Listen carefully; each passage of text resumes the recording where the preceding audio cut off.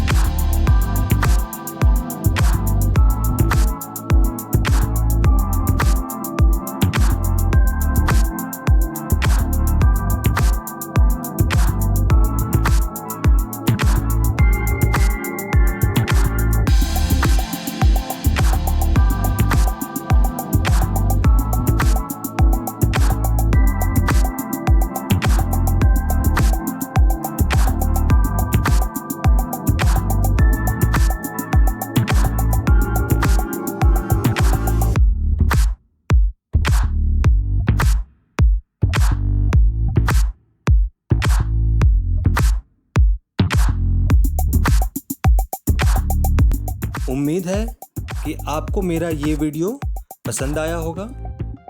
हमारे चैनल को सब्सक्राइब करें और बेल आइकन पर क्लिक करना ना भूलें, जिससे कि हमारे हर वीडियो का नोटिफिकेशन आपको मिलता रहे। Thank you.